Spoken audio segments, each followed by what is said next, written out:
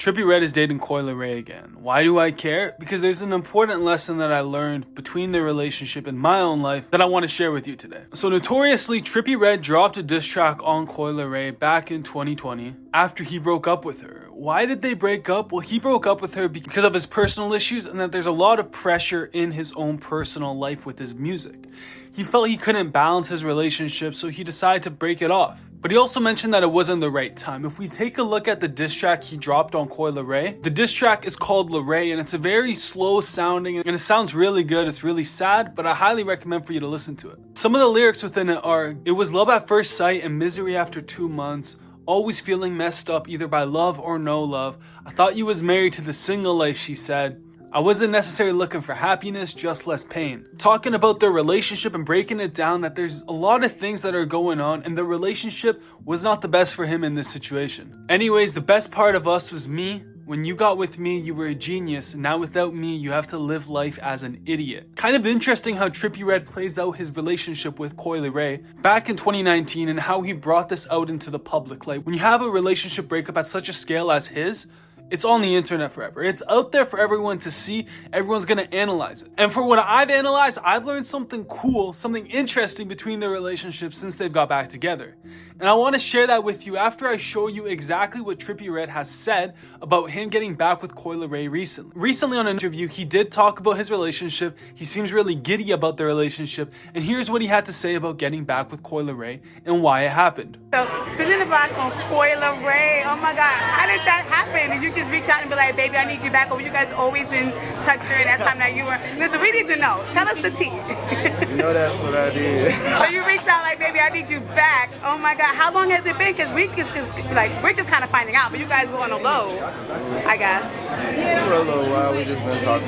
I love that. So as you can see, he's all in all happy that he's back in this situation with her, even though whatever happened in the past. Now, if we look at his life and why he did this and why he's back together, we can get a few interesting things from his life. One of them being that things change, people change, and opportunities arise in the future. Even in my own life, you like to think in life when you walk that's pretty straightforward, that when things happen, they will always be like that and they will always have those circumstances in front of you.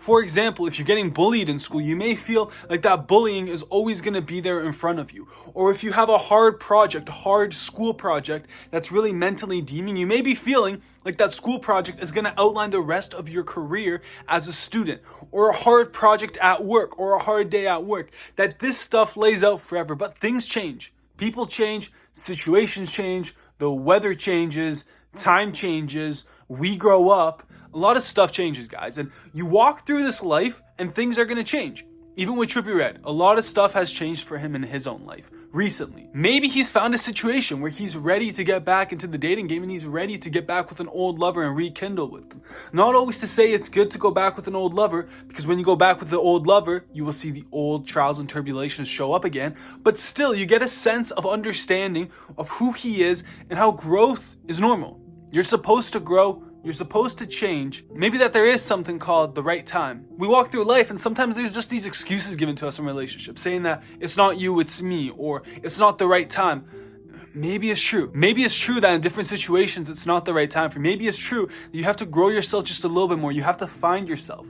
I'm not saying to just fantasize about a person and just put all your attention to that person, but try to grow yourself. Try to actually grow yourself. See where you can grow yourself. See what kind of things hold you back from being your full potential and change those. Try to change those. Focus on yourself in these situations. Focusing on yourself can get you really far. Trippie Redd focused on his own self, and through focusing on his own self, he's been able to grow himself, and now he's in a place where he's actually ready to be in a relationship. Not with the true focus on, I am bettering myself for the relationship. You have to better yourself for you, bro. You have to better yourself for you, and that's the one thing I've learned through all of this. That bettering yourself for you should be the key. Better yourself for you.